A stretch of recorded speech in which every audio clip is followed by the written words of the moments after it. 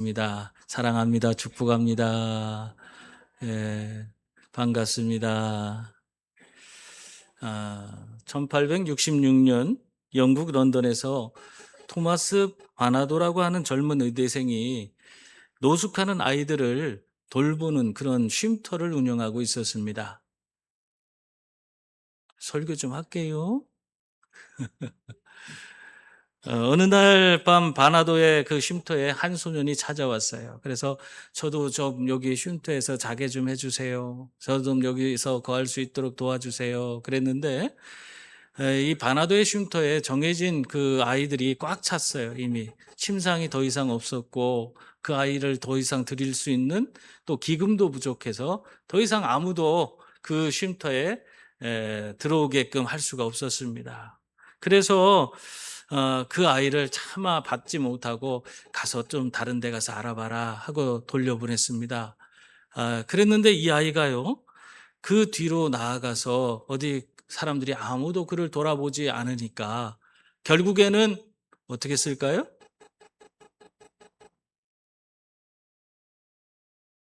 왜 그래요? 결국에는 그 아이가 밖에서 설탕통, 큰 설탕통이 있었는데 그 설탕통 속에 들어가서 거기서 어 이 밤을 지새다가 그 추운 겨울날에 그곳에서 얼어 죽고 말았습니다. 이 한 아이의 이 죽음은 이 바나도의 속을 완전히 뒤집어 놓았어요.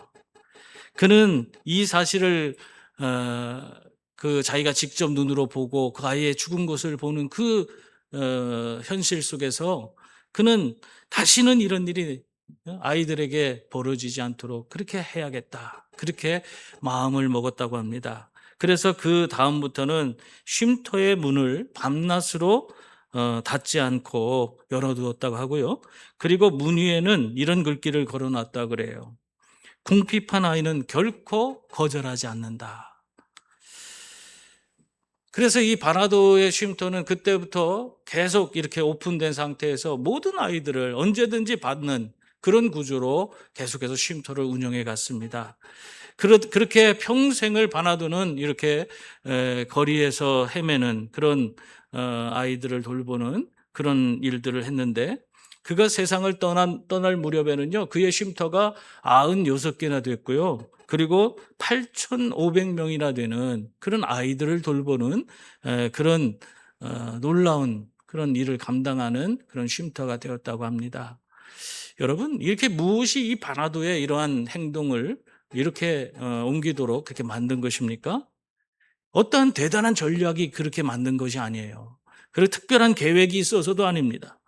그저 방치되어서 죽은 그 한 아이의 죽음 앞에서 그 마음의 그 아픔이, 말하자면 속이 뒤집어져서 이 애간장이 끊어지는 듯한 그런 아픔이 결국에는 바나도로 하여금 그러한 사역을 감당할 수 있도록 만들어 주었던 것입니다. 그런데 여러분, 바로 이 마음, 이 긍휼의 마음을 우리 주님께서 먼저 가지고 계셨습니다. 아니, 바나도의 그 마음은 실은 예수 그리스도께로부터 이미 흘러나온 그런 것이었습니다. 오늘 말씀은 이 긍휼의 마음의 뿌리가 진정 어디에 있는지를 우리에게 완전히 선명하게 보여주고 있는 그런 말씀입니다. 먼저 35절 말씀 보겠어요. 거기 보면은 예수께서 모든 도시와 마을에 두루다니사 그들의 회당에서 가르치시며 천국 복음을 전파하시며 모든 병과 모든 약한 것을 고치시니라. 그렇게 말씀하고 있습니다. 예수님이 갈릴리에서 하신 모든 사역을 한 문장으로 요약해 놓은 그런 말씀이에요. 예수님 뭐 하셨어요? 가르치셨어요. 가서 가르치시고 복음을 전파하시고 그리고 모든 병과 모든 약한 것을 고치시는 그 일을 행하신 것입니다. 이 일을 위해서 부지런히 발걸음을 옮기신 분이 바로 예수 그리스도십니다. 그런데 성경은 이 부지런한 발걸음이, 예수님이 이렇게 부지런히 발걸음 옮겼는데 그 부지런하게 그렇게 발걸음을 옮긴 그 원인이 무엇이냐? 그것에 대해서도 설명해 주고 있어요. 그게 뭐냐면 36절 말씀이에요. 거기 보면은 무리를 보시고 불쌍히 여기시니 이는 그들이 목자 없는 양과 같이 고생하며 기진함이라 그렇게 말씀하고 있어요. 무리를 보고 불쌍히 여기는 그 마음, 긍휼의 마음이 있었기 때문에 예수님께서 이렇게 부지런히 다니시면서 그들에게 가르치시고 복음을 전파하시고 그들의 병든 것과 또 모든 약한 것을 고치는 그런 일들을 행하신 것입니다. 여러분, 특히 이러한 일을 행할 때에 순서가 굉장히 중요해요. 어떤 과정을 통해서 예수님이 이렇게 행동으로 옮기셨는지를 우리가 살펴보면 예수님께서는 먼저 그 무리들을 먼저 보셨습니다. 그리고 그 무리들을 보시고 나서 그들을 오늘 말씀대로 한다면 불쌍히 여기셨다. 그렇게 말씀하고 있어요. 예? 그런 다음에 긍휼을 그들에게 베풀어 주셨습니다. 여러분, 이 순서를 우리가 놓치면 안 됩니다. 보는 것이 먼저인 것이에요. 봐야지 우리가 거기에서 불쌍히 여기게 되고 그리고 긍휼을 베풀 수 있는 그런 마음으로 행동을 옮길 수 있는 그런 사람이 되는 것입니다. 여러분, 보는 것이 없으면 긍휼도 없는 거예요. 그런데 우리는 사실 얼마나 우리 주변에 많은 사람들이 지나다니는데도 불구하고 그들에게 관심도 갖지 않고 그들을 돌아보지 않고 있습니까?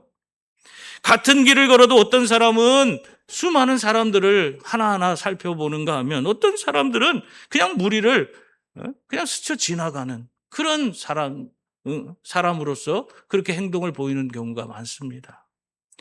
예수님 당시에도 마찬가지예요. 예수님 당시에도 바리새인들도 그 예수님 앞에 모인 그 무리들을 보았고 서기관도 그 무리들을 보았습니다. 예? 그러나 그들이 본 것은 자기들을 따르는 수많은 군중의 그 숫자들만 보았던 거예요. 그들의 형편과 처지를 본 것이 아닙니다. 그러나 예수님은 그 무리와 다르게 그리고 그 바리새인과 또 제사장들과 다르게 무엇을 봤습니까? 예수님은 그 무리 속에서 한 사람 한 사람 그 얼굴을 바라보았어요. 방치되어서 지친 얼굴, 갈 곳 몰라 헤매고 있는 그 얼굴, 또 목자 없이 버려진 고통 중에 힘들어하고 있는 그 얼굴들을 바라본 것입니다. 오늘 우리도 사람을 봅니다. 근데 무엇으로 봅니까? 우리들의 모습을 살펴보세요. 나는 사람을 어떻게 대하고 있는가? 어떤 사람은 사람을 바라볼 때에 그 사람을 문제거리로 바라봅니다. 아유, 저 사람 때문에 골치 아파 죽겠네. 저 사람을 어떻게 해야 하나 하면서 아주 문제거리로 바라보는 그런 사람이 있어요.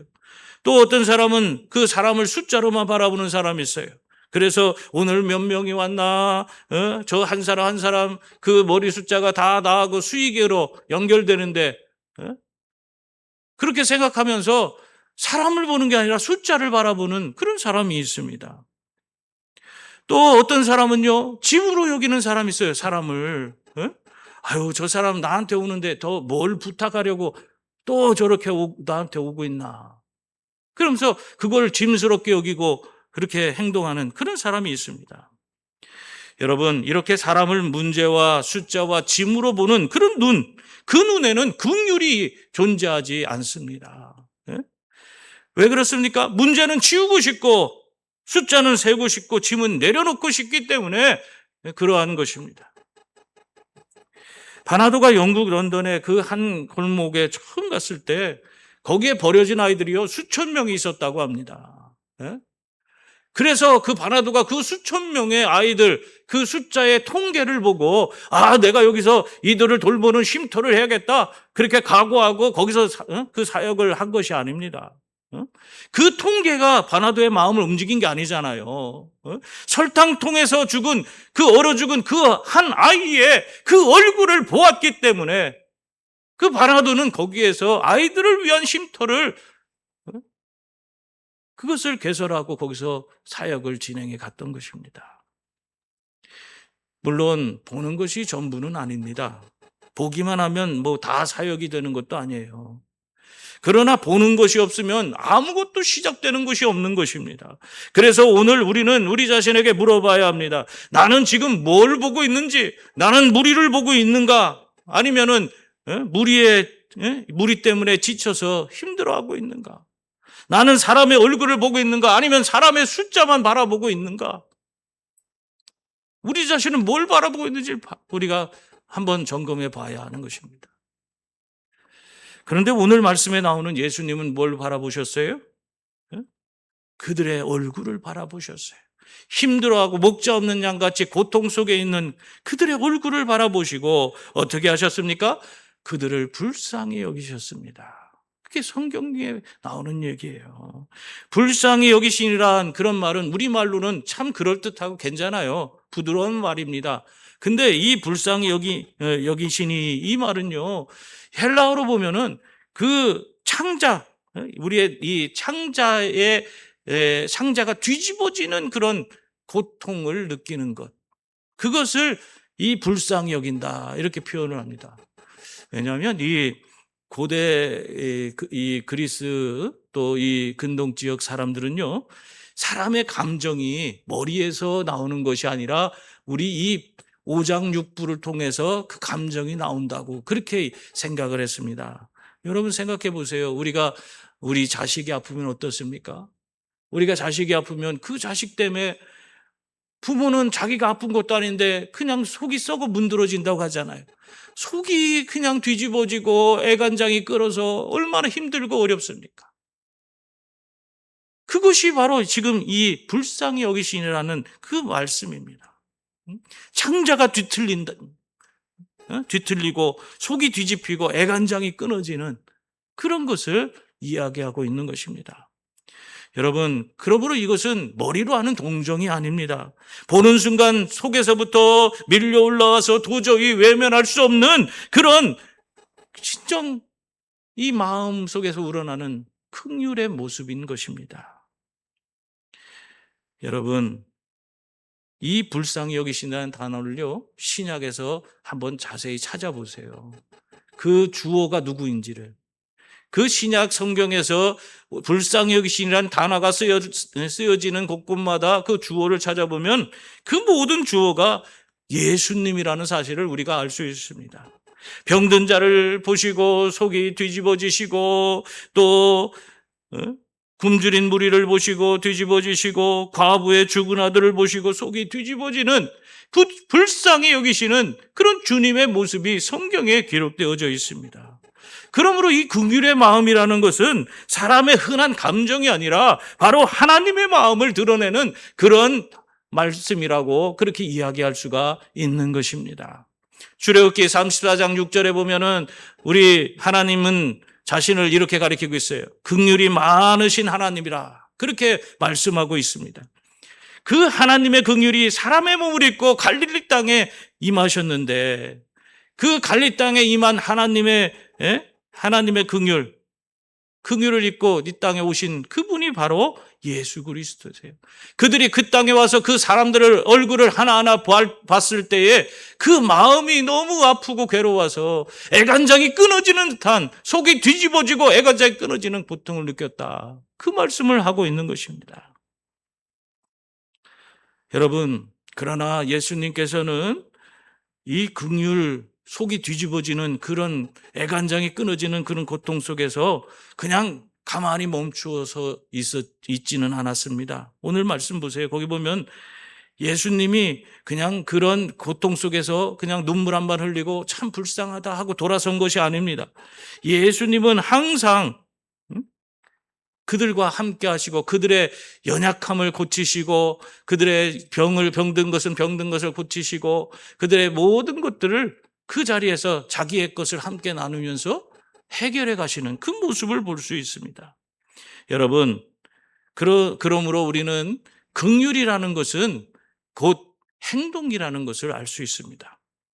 속 뒤집어진 마음이 예수님을 모든 도시와 마을로 밀어냈고 그리고 병든 사람들의 몸에 손을 얹게 했고 굶주린 수많은 사람들을 오병이어 기적을 일으키시면서 그들을 먹이시도록 그렇게 만들었던 것입니다. 그리고 그러한 긍휼의 마음이 끝내는 어디까지 갔습니까? 십자가까지, 그 십자가의 모진 고난의 길까지 걷게 하시고 결국에는 십자가에서 자기의 온몸에서 물과 피를 다 쏟고 자기의 모든 것을 다 내어주셨습니다. 요한복음 10장 11절에 보면 예수님은 나는 선한 목자라 선한 목자는 양들을 위하여 목숨을 버리거니와 그렇게 말씀하고 있습니다. 목자 없는 양을 향한 그들을 바라보면서 그 애간장이 끊어지는 속이 뒤집히는 그런 긍휼의 마음을 품은 주님은 결국 그 양을 위해서 자신의 목숨을 내주는 데까지 나아갔다는 것입니다. 그러므로 여러분, 그냥 주변에 있는 사람들의 그런 연약함이나 아픔을 보면서 그것을 그냥 아이고 불쌍하다 그렇게 그냥 그런 생각만으로 그치는 그런 모습으로 우리는 살아서는 안 됩니다.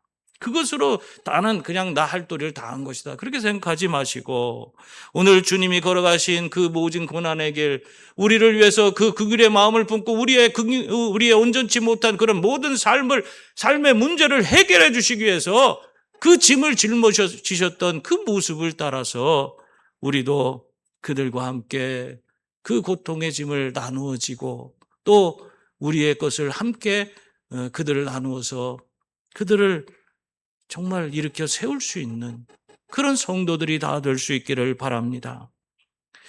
이 바피어스 목사님이라는 분이 계시는데, 이분은 1947년에 중국에 있는 그 아모이 인근 섬에 가서 거기 가서 복음을 전했습니다. 그래서 여러 여학생들을 전도했는데 그 여학생들을 전도한 후에 이제는 집에 가서 나는 예수를 믿습니다 그렇게 한번 다 이야기하고 열심히 신앙생활하라고 그렇게 이야기를 했어요. 그래갖고는 이 여학생들이 돌아가서 집에 가서 다 나는 예수를 믿게 됐습니다 그런 이야기를 하는 거예요.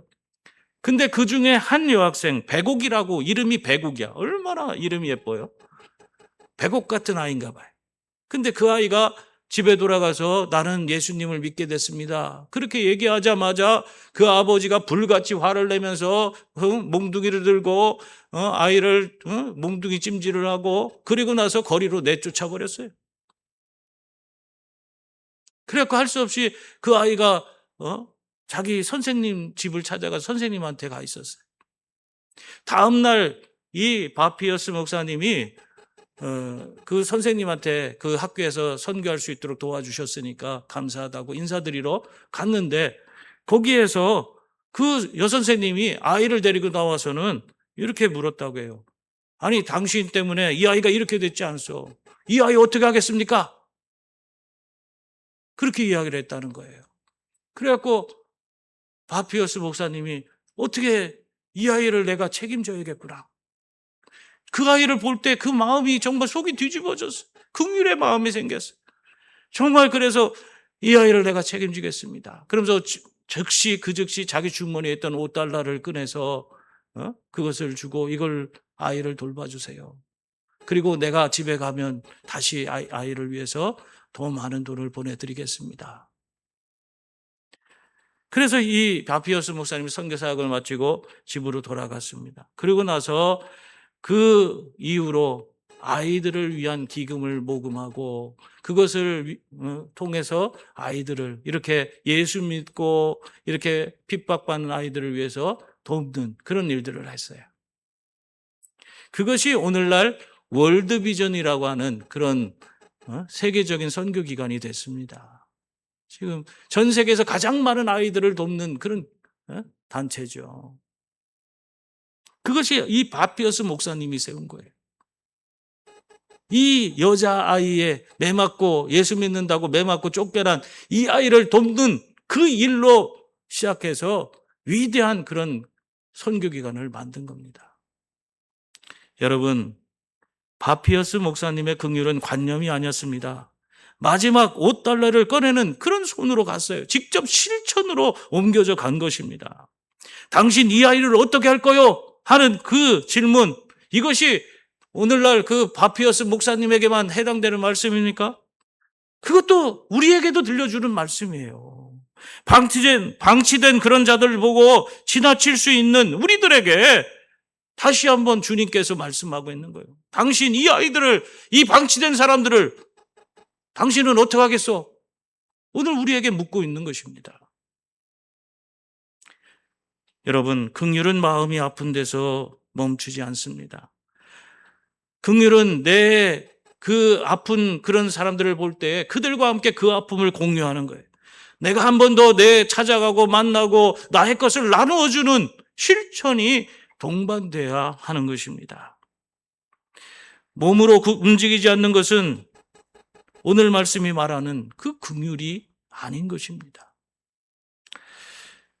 그렇다면 예수님은 무엇을 보시고 이렇게 그 예수님의 마음이 뒤집어지셨습니까? 36절 보세요. 거기 보면은 이는 그들이 목자 없는 양과 같이 고생하며 기진함이라.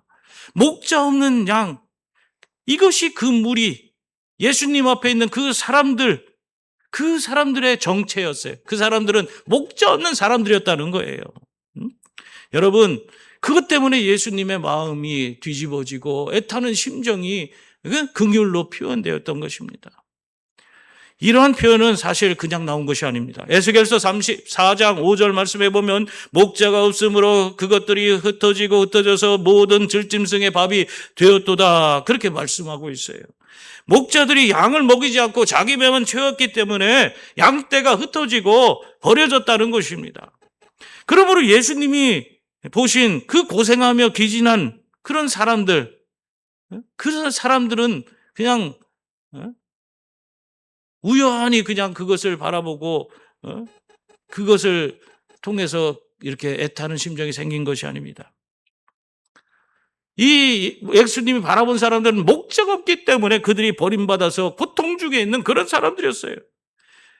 그것이 너무너무 안타까웠던 거예요.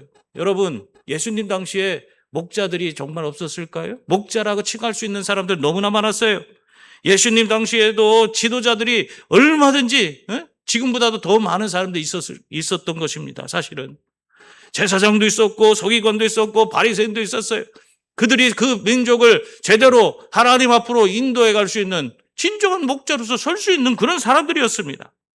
그런데도 이 백성은 목자 없는 양과 같은, 그래서 사람들 앞에서 유리하고 기진하여 다 지금 죽어가는 그런 모습을 보이고 있는 거예요. 왜 이 백성들은 목자 없는 양입니까? 목자가 없어서가 아니라 진정한 목자가 그들에게 없기 때문입니다. 자리에 앉은 목자는 많은데 양을 진짜로 먹이고 입히고 사랑하는 그런 목자가 없었던 것입니다.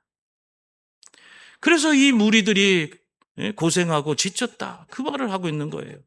여기서 기진하다는 뜻을 살펴보면요, 쓰러져 방치되었다는 뜻이 바로 기진하다는 것입니다. 이 양들은, 이 무리들은 그냥 길을 잃고 방황하는 정도가 아니라 시달리다 지쳐 쓰러져서 아무도 일으켜 세워주지 않는 그런 길바닥에 그냥 내던져진 그런 양들이 되었다는 것입니다. 여러분, 목자 없는 양의 모습이 이러한 모습을 지니고 있는 것입니다. 그러나 여러분, 하나님은 이러한 양을 그대로 두지 않습니다. 에스겔서 34장 11절 말씀해 보면 나 곧 내가 내 양을 찾고 찾되, 분명히 말씀하고 있어요. 양을 찾고 찾으시는 분이 우리 하나님이신 줄 믿습니다. 또 34장 23절에 보면 내가 한 목자를 그들 위에 세워 먹이게 하리니 그는 내 종 다윗이라, 그가 그들을 먹이고 그들의 목자가 될지라, 그렇게 말씀하고 있습니다. 하나님이 친히 한 목자를 세워서 그들을 돌보겠다고 약속하고 있는 것입니다. 참 목자를 보내주겠다는 것입니다. 그 약속하신 목자가 바로 갈릴리에 오신 이 예수 그리스도이신 줄 믿습니다. 목자 없는 양떼를 보시며 그분이 이 목자 없는 양떼를 보시며 예수 그리스도께서는 그분의 창자가 뒤집어지는 고통을 느끼셨습니다.